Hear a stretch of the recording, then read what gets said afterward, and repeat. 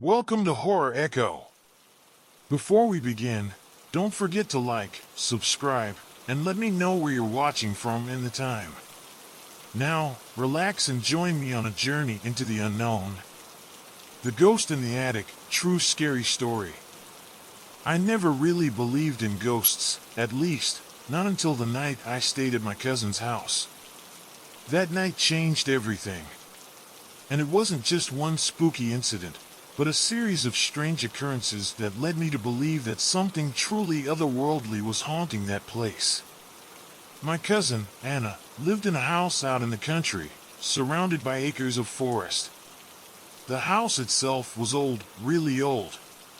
She told me it was built in the early 1800s, and you could tell.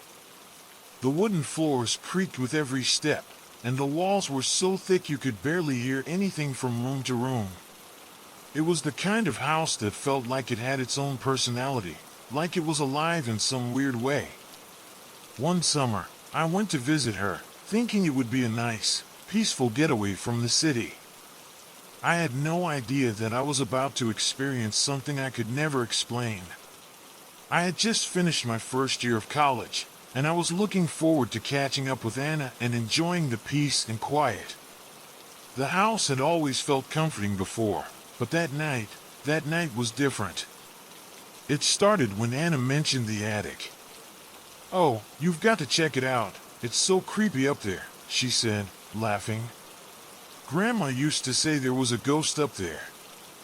At first, I brushed it off as one of those old family stories, something people say to get a reaction out of others.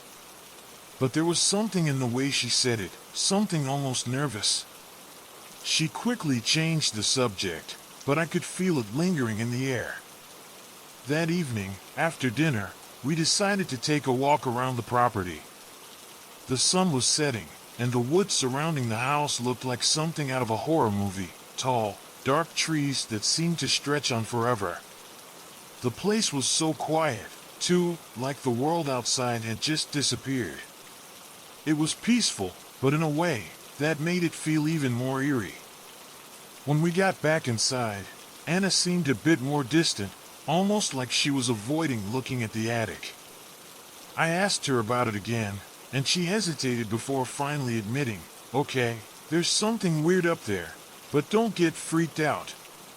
She explained that her grandmother had always warned her about a presence in the attic, something that felt heavy, oppressive. Anna said she never went up there, and whenever she had to, she'd feel a strange chill in the air. Of course, being the skeptic that I am, I didn't take her seriously.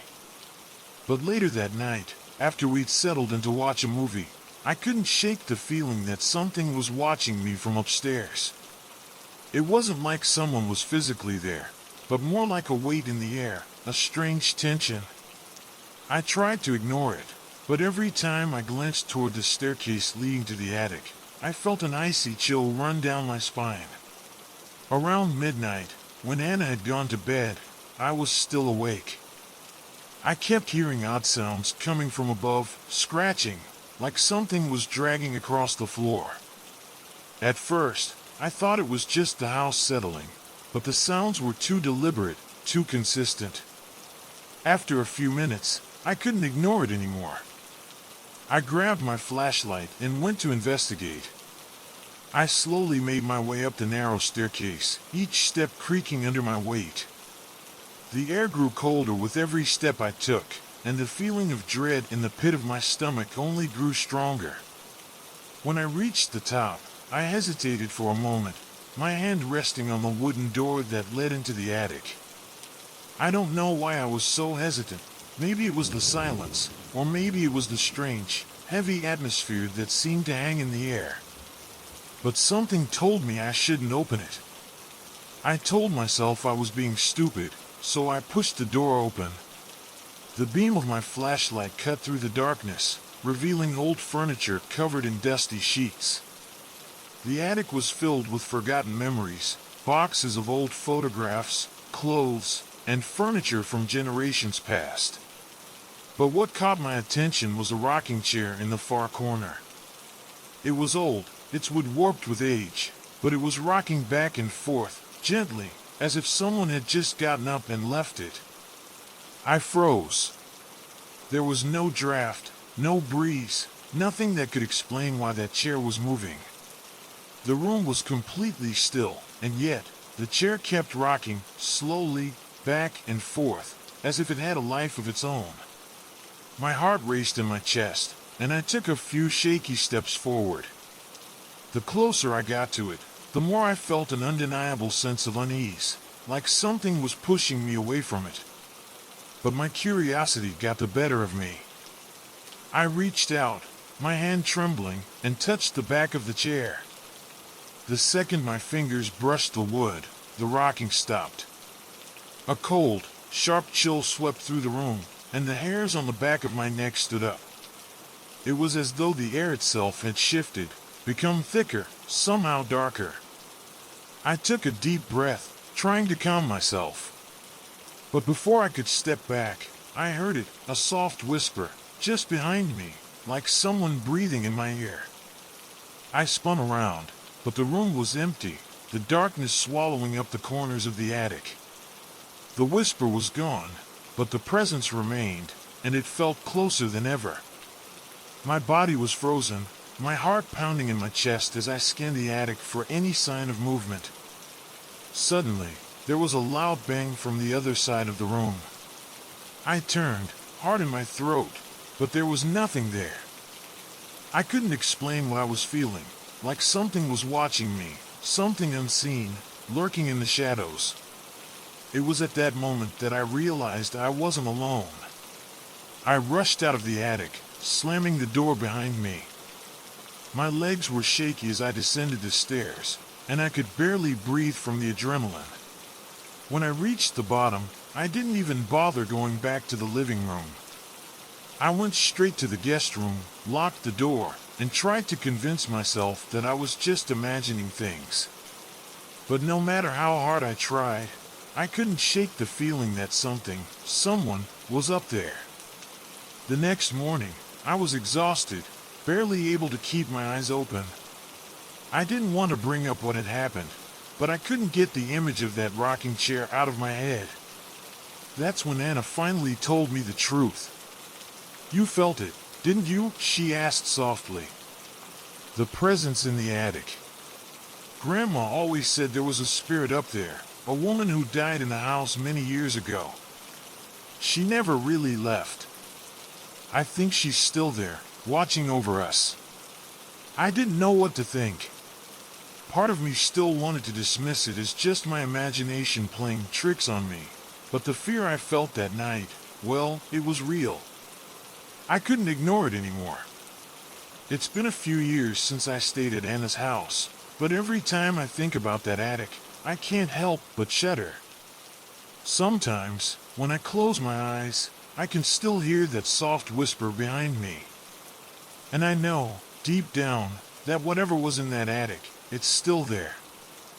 I couldn't get that feeling out of my head, the way the air had thickened in the attic, like something was pressing down on my chest, the cold that had seeped into my bones. But as days turned into weeks, I tried to convince myself it was just a freaky experience, nothing more. I told myself that maybe I had just let my imagination get the better of me, especially after hearing all those old family tales. But the truth was, I couldn't shake the feeling that something was still up there, in the dark corners of that attic, watching. A few months later, I returned to Anna's house. This time, I wasn't alone. I brought my boyfriend, Tom, with me. He was skeptical about everything, ghosts, spirits, anything beyond the physical world. I thought maybe it would help ease my own nerves if I had someone there who didn't believe in any of it. But the moment we arrived, something in the house felt different. The familiar comfort I had felt on my previous visit was gone, replaced with an unsettling energy I couldn't quite explain. That night, after we had dinner, I decided to tell Tom about my experience in the attic. As I spoke, Anna joined in, confirming everything I had said about the rocking chair and the strange, eerie atmosphere up there. Tom, of course, laughed it off, calling it just a bunch of creepy stories. But deep down, I could tell he wasn't completely convinced.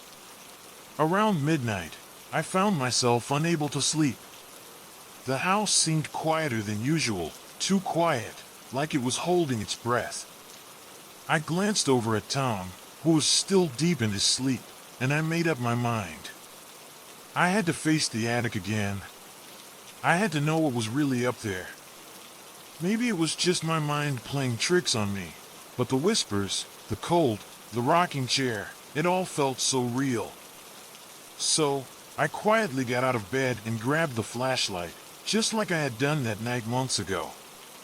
I made my way to the stairs leading to the attic, trying to steady my breath. But as I reached the top, I noticed something that I hadn't seen before: dust. A thick layer of dust covered the wooden floor of the attic, like it hadn't been disturbed in years. It seemed strange, considering Anna had told me she occasionally used the attic to store things. I pushed the door open, and the stale, cold air hit me immediately. The attic was darker than I remembered, the shadows pressing in around me. Then, I saw it, the rocking chair, exactly where it had been before.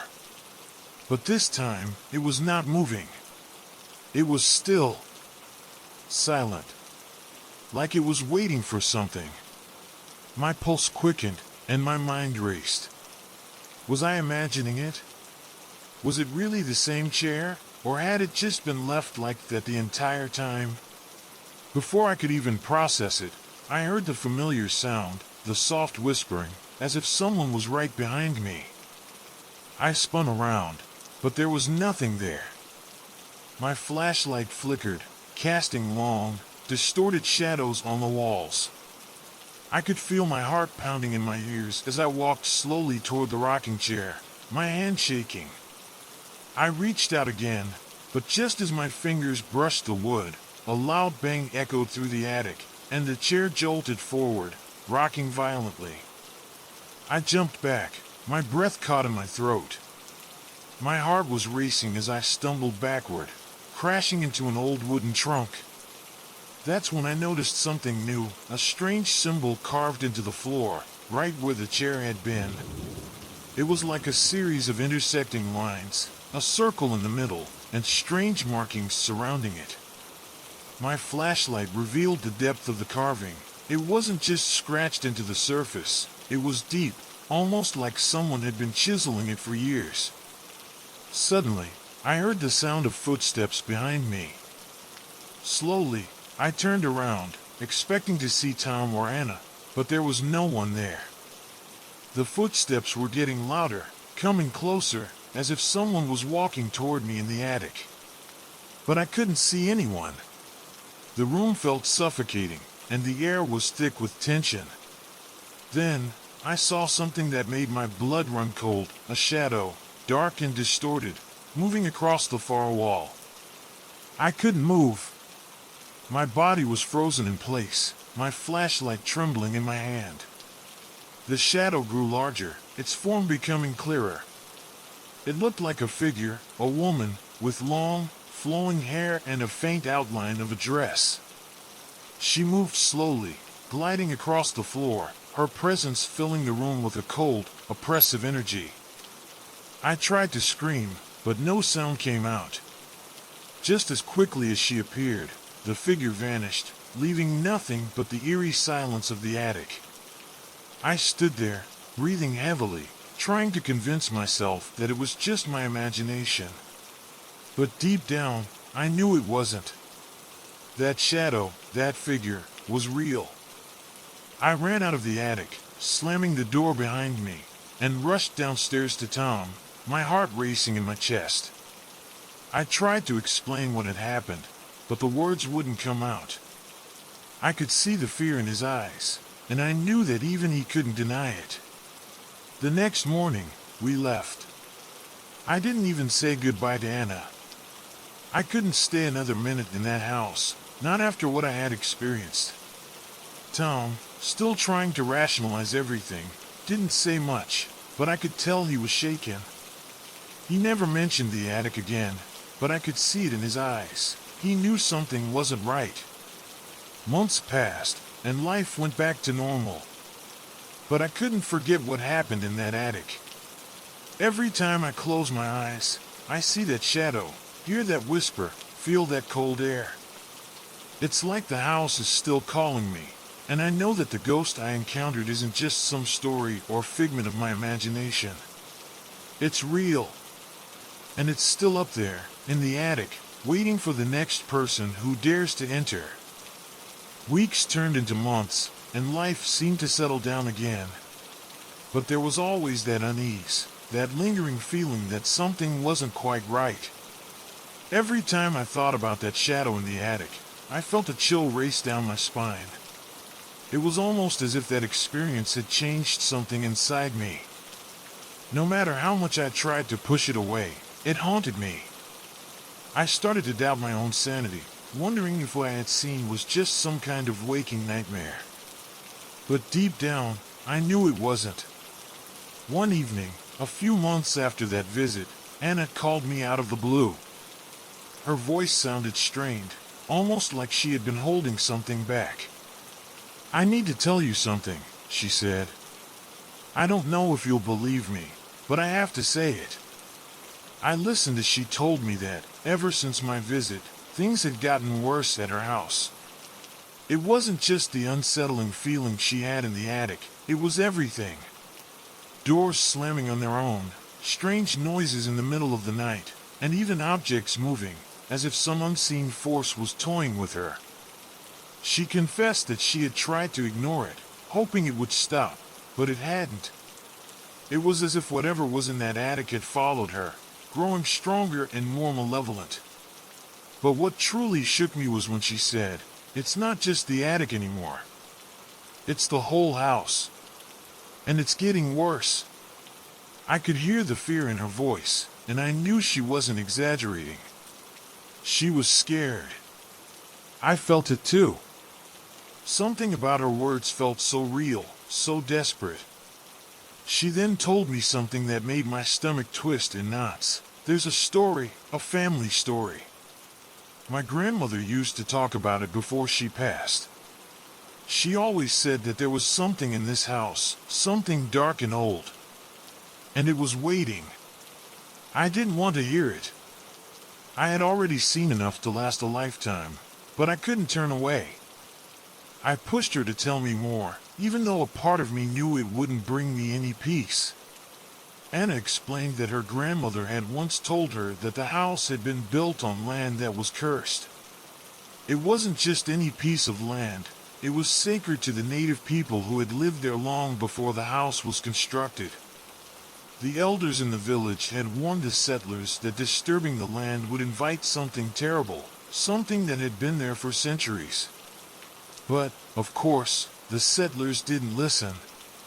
They built the house anyway, and shortly after, strange things started happening. People would disappear. Homes would catch fire. It was as if the very land itself was punishing them for their defiance. Her grandmother said that the house had once been a place of refuge for the local community, but it had become twisted over time. The spirits that once protected the land had turned vengeful, angry at the trespassers.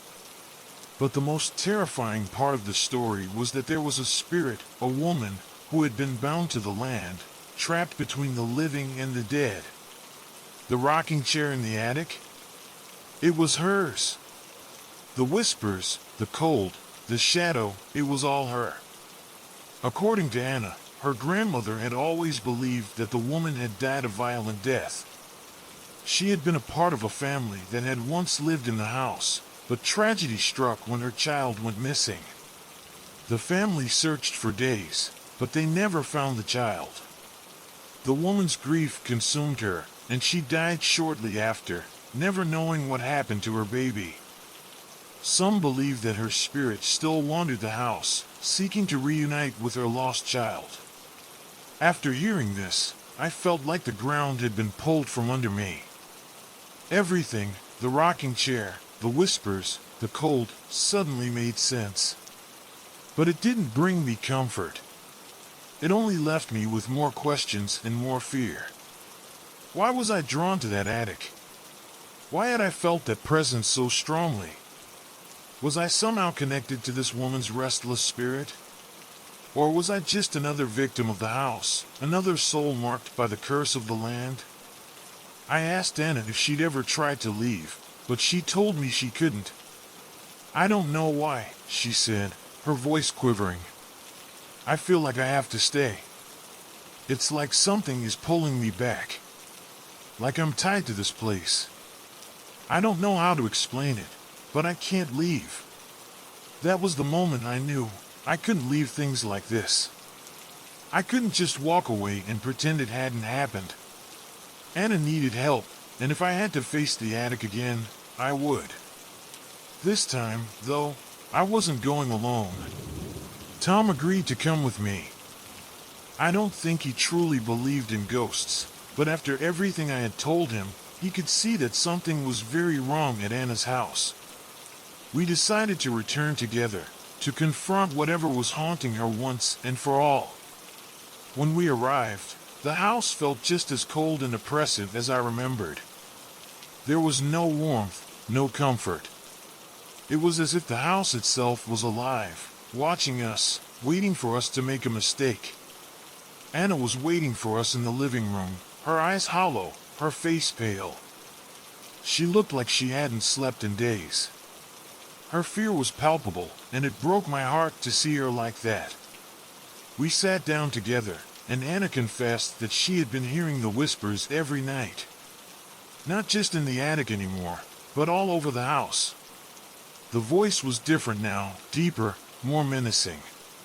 It felt like it was speaking directly to her, urging her to let go, to join the spirit in the attic. She had even started seeing flashes of the shadow in the corners of her vision, like it was watching her, waiting for the right moment. I couldn't let her suffer like this anymore.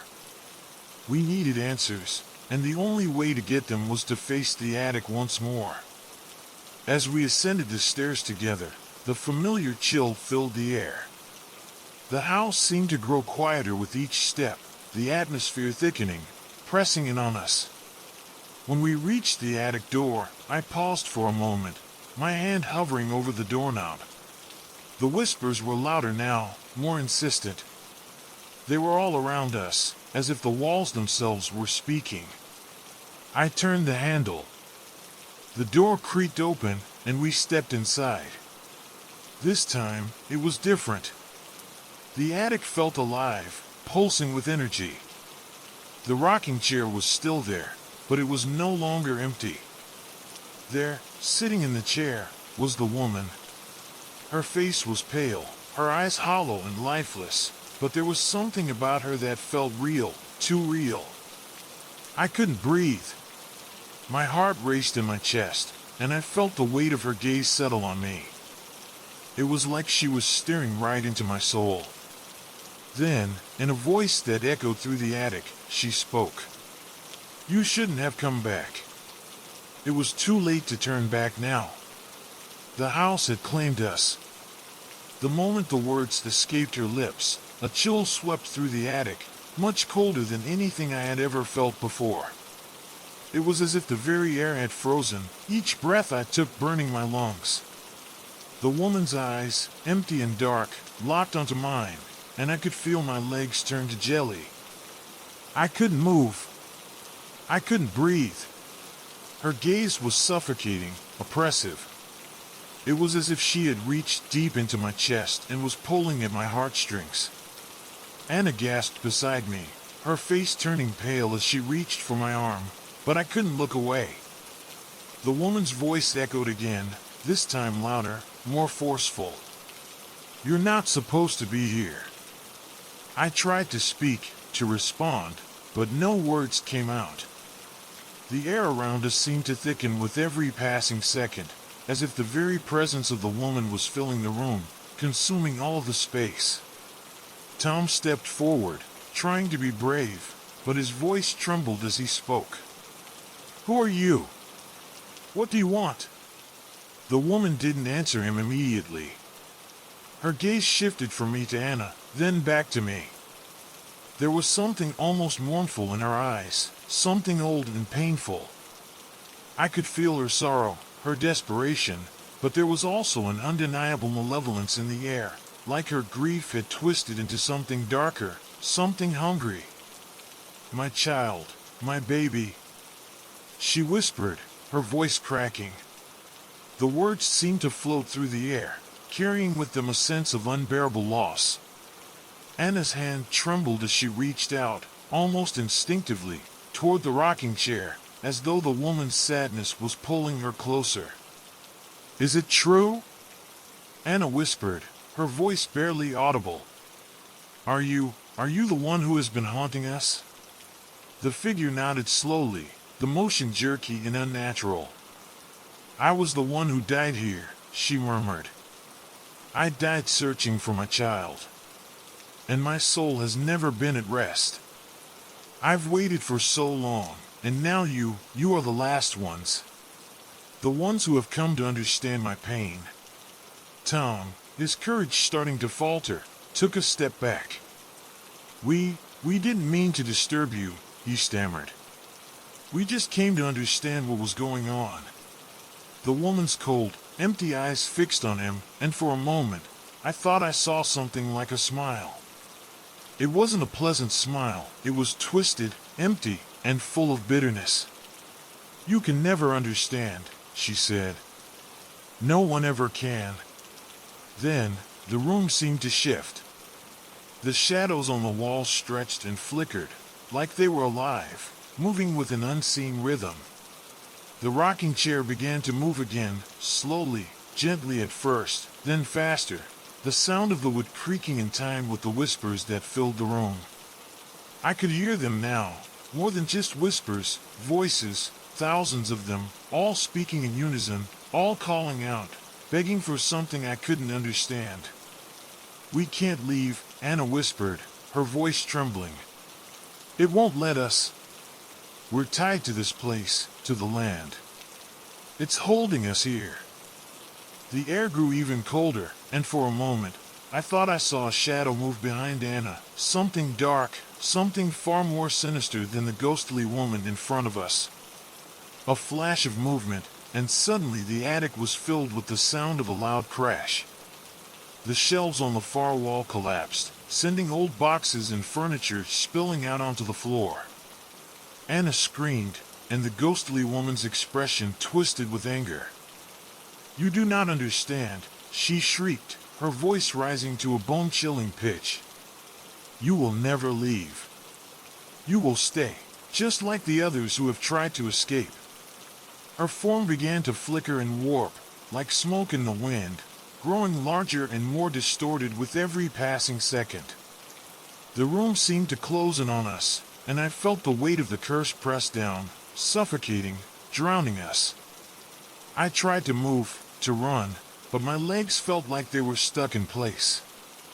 I couldn't breathe, couldn't scream. But then, out of the corner of my eye, I saw something, a glimmer of light. It wasn't bright, but it was enough to cut through the darkness, like a beacon of hope. Without thinking, I grabbed Anna's hand and pulled her toward the light. "We need to go, now!" I shouted, my voice barely audible over the cacophony of screams and whispers filling the attic. Anna stumbled, but she didn't hesitate. We rushed toward the stairs, but as I reached for the door, something slammed into my back. I turned, and for the first time, I saw the full form of the ghostly woman's face. It was a twisted mask of grief and rage, her mouth open wide in a silent scream, her hands reaching out toward us. "You cannot leave," she hissed. "You belong to me now." The door slammed shut with a deafening bang, trapping us in the attic. The air felt thick, suffocating, and every breath I took felt like it was my last. Then, everything went quiet. The whispering stopped. The chair stopped rocking. The shadow in the corner of the room vanished. I could still feel the cold, but the presence, the oppressive weight of the woman's spirit, seemed to have lifted. The attic was silent again. We stood there for what felt like an eternity, too scared to move. I couldn't make sense of what had just happened. It felt like we had just narrowly escaped something far worse than anything I could imagine. Something that had been waiting for us, but had been satisfied with our fear, with our understanding. For now. As we slowly made our way down the stairs, the house seemed almost normal again, too normal. The air was lighter, the silence less oppressive. But I couldn't shake the feeling that we hadn't truly escaped. That the woman in the attic had merely stepped back, waiting for the next person to wander into her trap. We never spoke of it again. Anna stayed in that house, but I don't know how she did it. How she continued to live in a place that was so clearly cursed. The whispers stopped, but I couldn't shake the feeling that something still lingered there, something dark and hungry, waiting for the next visitor. And for me, I've never been able to look at an old rocking chair the same way again. Every time I see one, I hear those whispers, I feel that cold, and I remember the face of the woman in the attic, and I know she's still waiting. Years have passed since that night, but the memories of what happened in Anna's house have never faded. In fact, they've only become more vivid with time, haunting my thoughts in ways I can't quite explain. After that visit, I tried to move on, to live a normal life, but there were nights when I couldn't shake the feeling that the house was still calling me. Every creak in the floor, every gust of wind through the trees, every shadow in the corner of my eye, it all felt like a reminder of that night. And no matter how far I tried to run from it, I couldn't escape what I had seen, what I had felt. The curse of that land seemed to have infected me in ways I couldn't control. Anna's life, on the other hand, seemed to continue as if nothing had ever happened. She stayed in the house, despite everything, despite the warnings from her grandmother, despite the ghostly presence that lurked in the attic. There were days when she sounded almost normal on the phone, and then there were others when her voice trembled with fear, when she told me that things were getting worse, that the house was changing again, that she could feel the woman's presence even when she wasn't in the attic, as if it had followed her, following her steps through every room, never leaving. I kept in touch with her, but after a while, the calls became less frequent. I could tell she was retreating into herself, hiding from whatever haunted her. She spoke less about the ghost, but I knew that it still had its grip on her, that it was never truly gone. One cold winter's evening, I got a message from Anna. It was late, too late for anyone to be awake, but the message itself was brief, almost urgent. The house. It's changing. I feel like it's taking over. Please come. Please. I can't stay here anymore. I didn't wait for another second. I packed a bag and drove straight to her house. The entire way there, I kept telling myself that it couldn't be as bad as she made it seem. I had lived through it once. I had escaped, hadn't I? Surely, the curse couldn't hold that kind of power over us forever. But deep down, I knew. The woman in the attic wasn't just a ghost. She wasn't just some wandering spirit. She was something far worse. And whatever Anna had been experiencing, I was about to face it all over again. When I arrived at Anna's house, the first thing I noticed was how quiet it was, too quiet. There was no sound of the wind rustling through the trees outside, no creaks of the house settling in the cold. Just an eerie, suffocating silence. I knocked on the door, my hand trembling as I did. There was no answer. I knocked again, louder this time. Still nothing. Panic began to set in as I tried the door handle. It opened with a slight push, the door creaking on its hinges like it had been waiting for me. Inside, the house was colder than it should have been. The usual warmth of the place was gone, replaced by an unnatural chill. The air felt heavy, thick with something that wasn't quite right. I called Anna's name, my voice barely a whisper in the oppressive stillness. No response. I moved through the house, calling out to her. It wasn't like Anna to just disappear without a word, without warning. As I made my way upstairs, my heart began to race. Something was wrong. The walls, the air, everything seemed to have changed. The house felt like it was holding its breath, like it was waiting for something. When I reached the attic door, I froze. The whispers were back. Soft, distant at first, but growing louder, more urgent. I could hear them now, clearer than ever, coming from the attic. I reached for the door handle, but it was already open, just slightly ajar, as though someone had been waiting for me to arrive. I pushed the door open and stepped inside. The rocking chair was there, just like before. But it was different this time. It was not simply rocking back and forth. It was moving violently, as if being pushed by unseen hands. The room was shrouded in darkness, the only light coming from a small crack in the attic window, casting eerie shadows across the walls. And then I saw her. The woman. She wasn't just sitting in the rocking chair anymore. She was standing now, her form twisted and distorted, as though she was trapped between worlds, torn apart by her grief and rage. Her long, tattered dress flowed around her like a shadow, her face contorted into a mask of pain and fury. Her eyes locked onto mine, and I felt the same suffocating coldness fill my chest, just like the first time I had encountered her. "You shouldn't have come back," she whispered, her voice echoing in my mind. The air seemed to vibrate with the force of her words. I tried to speak, to say something, but my mouth wouldn't move. It was like the room itself was closing in on me, trapping me in its suffocating grip. The whispers grew louder, the shadow on the walls more pronounced. They were all around me now, a chorus of voices pleading, calling out for release. Suddenly, the floor beneath me gave way with a sharp crack.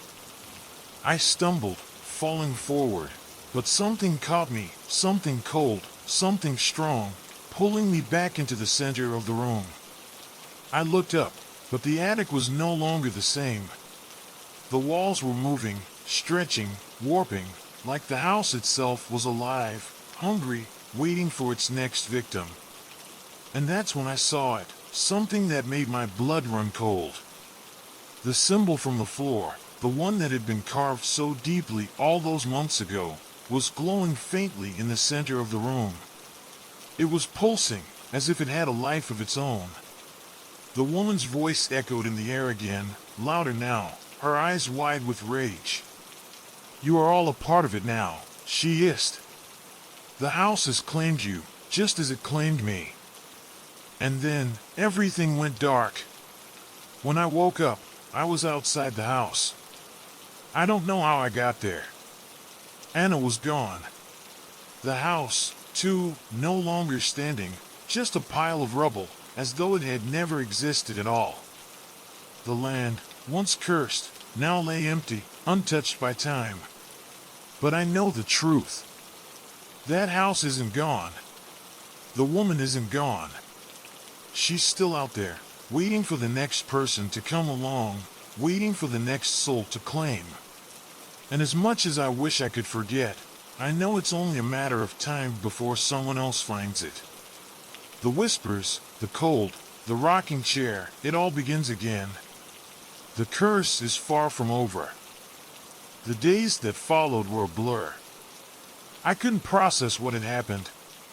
The sight of the house reduced to rubble seemed almost unreal, like it had never been there at all. But deep down, I knew the truth. That house, that cursed land, had been a part of something much darker than I could ever fully understand.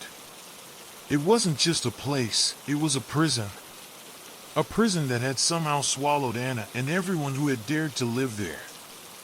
I tried to move on, but every time I closed my eyes, I could still see her, the woman in the attic, her eyes locked onto mine, her voice echoing in my mind. "You are all a part of it now." Those words haunted me, followed me in every corner of my life. No matter how far I went, how hard I tried to forget, I couldn't escape the feeling that I was marked. That somehow, I was connected to that house, that ghost, that curse. It wasn't long before I started hearing whispers again. Not in the usual places, not in the attic of Anna's house, but in the quietest corners of my home, in the spaces between sleep and waking. I would hear soft, distorted whispers in the dead of night. When I opened my eyes, there would be nothing. Nothing except the shadowed corners of my room, the feeling that I was never truly alone. At first, I tried to ignore it. I told myself it was just my mind playing tricks on me, trying to make sense of the nightmare I had lived through. But the whispers grew louder, more insistent, until one night, I could no longer pretend they weren't real. I awoke in the middle of the night, drenched in sweat, my heart pounding in my chest. The room was pitch dark, the kind of dark that presses down on you, suffocating, making it feel like you're trapped. And then, I heard it again, the whisper. "Come back, come back." The voice was faint but unmistakable. It wasn't a man's voice, nor a woman's voice, it was something else. Something that didn't belong to any living person. Something that was not human. I sat up, my heart racing as the whispering continued, growing louder with every passing second. My gaze shifted toward the door, toward the window, but everything was still. And then, like a surge of electricity running through my body, I realized it was the same voice from the attic. The same whisper that had followed me, that had chilled me to the bone. The same voice that had been with me ever since that night. I couldn't ignore it anymore. I had to go back. I had to see if Anna's disappearance, and the destruction of the house, was the end or just another chapter in the cursed legacy of that land. The next morning, I drove back to where Anna's house had been. There was nothing left, no sign of the grand, old house that had once loomed so ominously over the land. The only thing left were the remnants of the land itself, empty and barren, like the house had never existed at all. But as I stood there, staring at the empty space, I felt the hair on the back of my neck stand up. The whispers were louder now, swirling around me like a fog. They were in the wind, in the earth beneath my feet. It's not gone, I realized. The house wasn't gone. The curse wasn't gone. It had merely changed form, blending into the land itself, waiting for the next person to stumble upon it. I wandered aimlessly around the empty plot of land, each step feeling like it took me deeper into something I couldn't escape. The whispers were growing more frantic, pulling me toward the center of the land, where the earth seemed to tremble beneath my feet. And then, I saw it. At first, it was just a flicker in the corner of my eye, a shadow moving between the trees. I blinked, and it was gone. But when I turned back, it was there again, standing just beyond the tree line. The silhouette of a woman, her long hair flowing in the wind, her face hidden in shadow. The whispers became screams, urging me to come closer. And against every instinct in my body, I followed the voice. I moved closer to the trees, to the shadow, my heart pounding in my chest as the ground seemed to shift beneath my feet. I was getting closer to something I wasn't sure I wanted to find. The woman was standing at the edge of the trees now, her figure becoming clearer. She was wearing the same tattered dress as the ghost from the attic, her eyes still dark, empty, and lost. She was waiting for me. "You came back," she said, her voice low and hollow, like it had been pulled through 1,000 years of sorrow. I couldn't speak. My mouth felt dry, my body frozen in place, paralyzed by the weight of her presence. "You should not have come," she whispered again, and her voice seemed to echo in the very earth beneath me. You cannot escape. You cannot run. I took a step back, my legs shaking beneath me, but the ground beneath me gave way. I fell forward, the earth crumbling beneath my feet, and I tumbled into darkness. When I opened my eyes again, I was no longer standing on the land.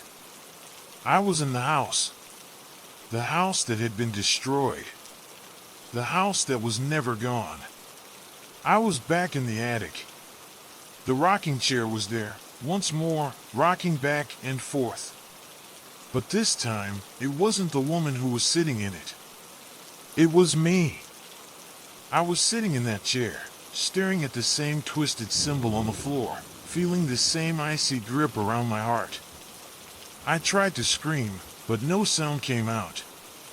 The attic, the house, the land, they had all become one. The curse had claimed me, just like it had claimed Anna, just like it had claimed everyone before us.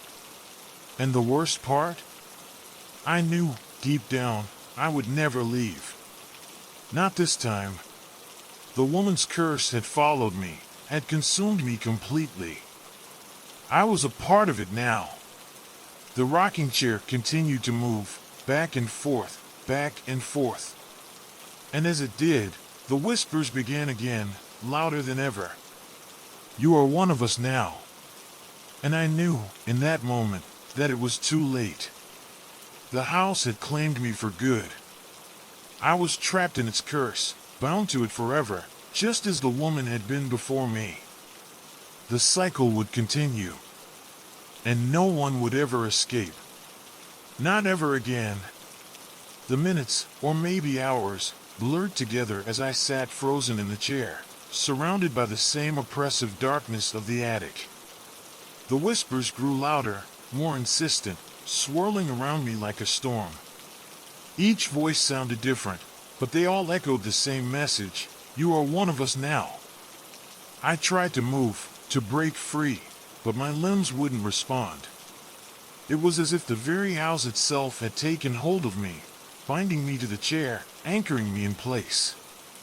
I could feel the weight of the air around me, thick and suffocating, pressing down on my chest. The cold crept into my bones, chilling me from the inside out, and I realized with a sinking feeling that this wasn't just a ghost. It wasn't just a cursed house. This was something far worse, something far older. The woman, the spirit, appeared again, standing just out of reach. She wasn't the same as before. Her face was even more distorted, her features twisted by grief, anger, and something darker, something primal. Her eyes were no longer hollow, they were black, the kind of black that swallowed everything in its path, an abyss that threatened to consume me whole. She didn't speak at first. She just stood there, her presence suffocating, like an enormous weight pressing down on my chest. I could hear the other voices now, the voices of the other souls trapped in this nightmare, wailing in torment. It was as if they were all around me, trapped between the walls of this place, unable to escape, forever doomed to wander this house, just like I was now. You were warned, the woman finally whispered, her voice sharp and cold. You were warned not to come back, but you did. I tried to speak, to ask her what she wanted, but no words came. Instead, I felt the pull, a force drawing me toward her, toward the chair, toward the symbol carved into the floor. It was as if everything in the room was pulling me, wrapping around me like an invisible rope, dragging me further into the darkness. I could hear Anna's voice now, faint but clear, as if she were calling to me from somewhere far away. Get out! Please, get out! It's not too late. You can still leave. But it wasn't Anna's voice anymore. It was the voice of the house, the spirit, the curse, it was all the same. And it was too late. It was all too late. The woman stepped closer, her cold fingers brushing against my face, sending a jolt of ice through my skin.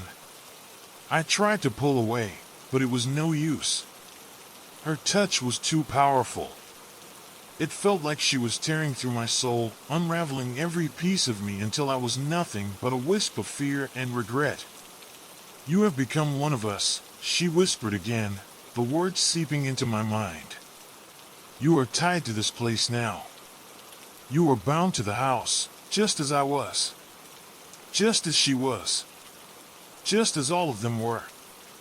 I closed my eyes, trying to block out the images, trying to escape the overwhelming presence that surrounded me. But when I opened them again, everything had changed. The attic was gone. I was standing in the center of a dark, endless void, surrounded by shadows that stretched and twisted, like they were alive. The voices were louder now, each one desperate, pleading, angry. But there was something else, something I hadn't heard before, footsteps. Slowly, carefully, they echoed through the void. And then I saw her again. The woman, standing at the edge of the darkness, her eyes fixed on me. She didn't move. She didn't speak. I realized what had happened. The house, the land, it wasn't just a place.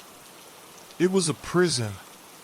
A prison where souls were trapped, bound to it forever, feeding the curse, growing it stronger with each passing year. And now, I was one of them. One of the trapped souls, cursed to wander this endless, dark void, just as she had done before me. "Welcome," she said, her voice echoing like a death knell. "Welcome to your eternity." I wanted to scream, but my voice was lost, swallowed by the dark emptiness. I was trapped. There was no escape. The curse had claimed me. And just like that, I understood what it meant to be a part of this place, to become one with the house, the land, the spirit. I had become another lost soul in the endless nightmare.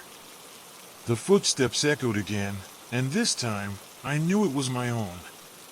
I was walking toward the woman, toward the shadowy abyss, just as every soul before me had done. The whispers grew louder, each one urging me onward, toward the chair, toward the symbol, toward the endless curse. And as I stepped into the darkness, I knew that I would never escape. Not in this life, not in the next. The house, the curse, it was eternal. And I was a part of it now. Forever. Time, if you could even call it that, seemed to lose all meaning in that dark, endless void. The whispers continued, their maddening chorus echoing through the void, fading in and out, becoming indistinguishable from the very fabric of the place.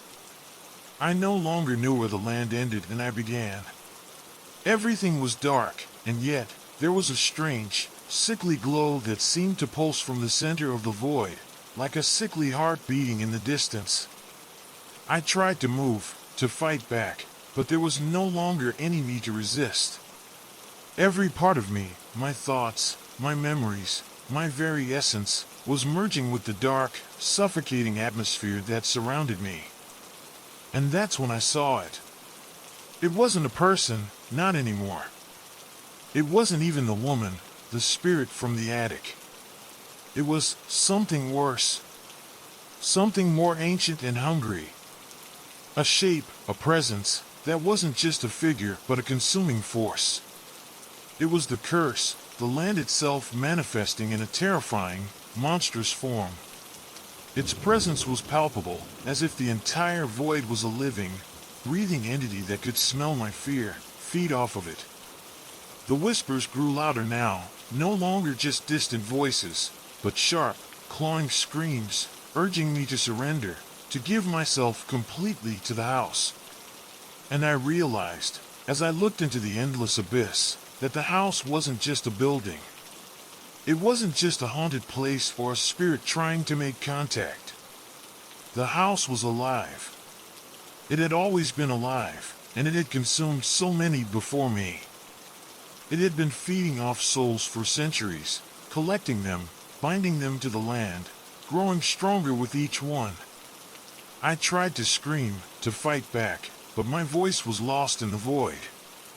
I tried to run, to find something, anything, that could lead me out. But I was trapped in this prison of endless night.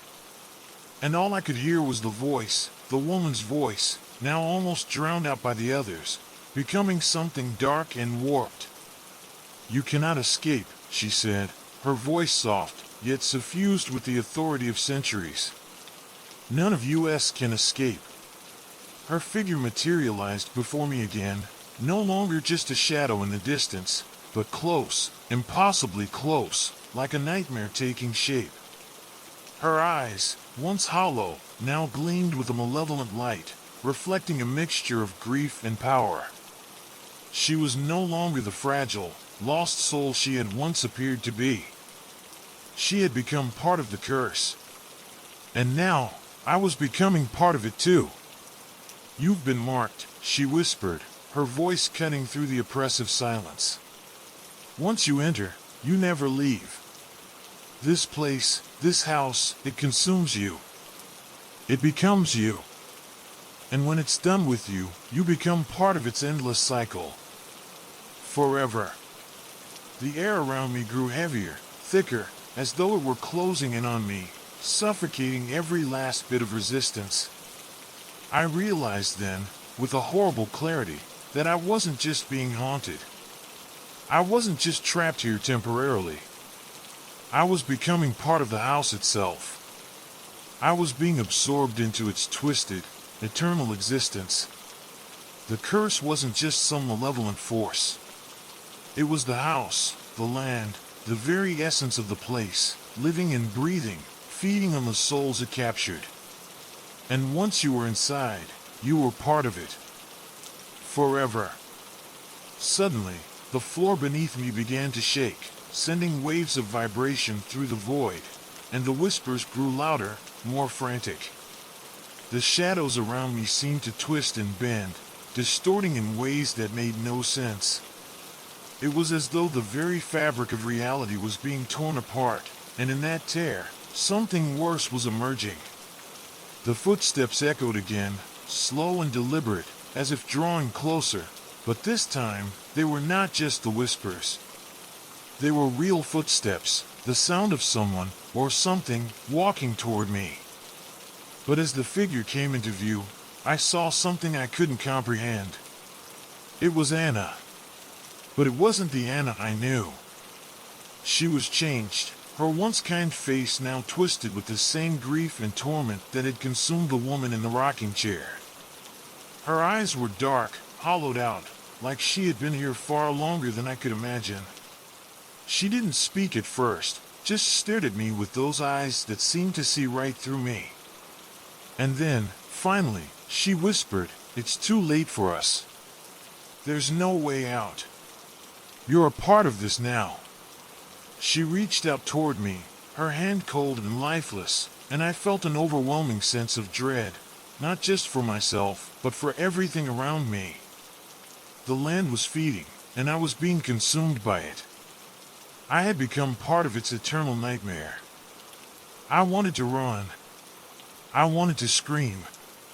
But I couldn't. No matter how much I struggled, I couldn't tear myself free from the grip of the house. My legs were rooted to the ground, and the shadows around me were tightening, pulling me deeper into the void, deeper into the curse. And that's when I heard it, the sound of the rocking chair. Slow. Steady. The unmistakable creak of wood moving in the dark, filling the air with its rhythmic sound. And I knew that, no matter where I went, I would always hear that rocking chair. I would always hear the whispers. I would always feel the weight of the house, the land, the curse pressing in on me.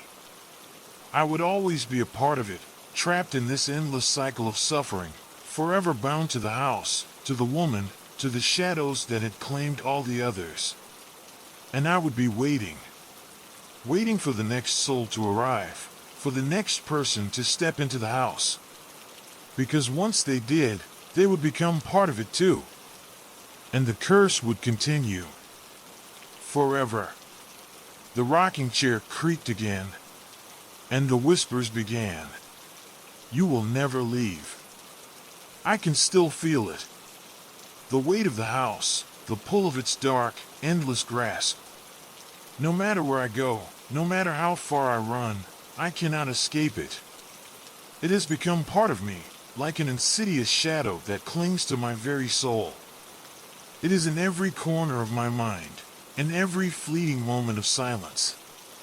The whispers, the cold, the smell of old wood and decay, it all lingers, following me even into the most peaceful moments of my life. At first, I tried to forget. I told myself that it was all just a dream, that the house, the land, the spirit, it had to be some sort of twisted hallucination, a result of fear and trauma. But deep down, I knew the truth. That place wasn't just a house. It was something far darker, something ancient. It was a prison, and I was its latest occupant. I tried to live, to push on, to make a life for myself in this world, but every night, the whispers returned. They were faint at first, just a soft murmur, like wind brushing against a window pane. But they grew louder, stronger, until I couldn't ignore them anymore. And every night, I felt the same coldness creep over me, the same suffocating pressure that I had felt in that void. I would wake up in a cold sweat, heart racing, knowing that the house was there, waiting for me, even if I wasn't physically there anymore. There were days when I thought I could still hear the creaking of the rocking chair, that slow, rhythmic sound, filling the silence. I could almost hear the woman's voice, soft and distant, calling to me. "You are one of us now." But I knew what that meant. I understood the curse more than anyone ever could. The house was not just a place. It was a cycle. A cycle that had been going on for centuries, and would continue until the end of time. Each soul that entered became a part of it, trapped within the house's walls, bound to the land, cursed to wander, waiting for the next soul to arrive. And now, I was one of them. I could feel the house in my bones, in the depths of my soul. Its hunger was insatiable, and it would never stop. It was feeding off my fear, off my pain, just like it had fed off of Anna, and just like it would feed off of the next person who dared to step foot on that land. The house had a life of its own now. It didn't just take souls, it shaped them, twisted them, until they were indistinguishable from the darkness that consumed them. I don't know how much time has passed since that last night in the attic, when I saw Anna's twisted form and realized the truth. I don't know how much longer I can hold on to my sense of self before the house completely takes me, body and soul. But I can feel it coming. The whispers are louder now. The shadows are thicker. The rocking chair still creaks, still calls to me. I know what's coming, and I can't fight it anymore. I know I am slipping away, becoming a part of the curse, just like everyone else before me. I am bound to it now. The house will take me. And when it does, there will be no escape. It will continue, just as it always has, feeding on those who dare to venture too close. The cycle will never break. And perhaps, somewhere deep within the twisted heart of the house, it is waiting for you.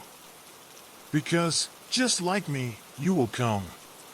The whispers will call to you.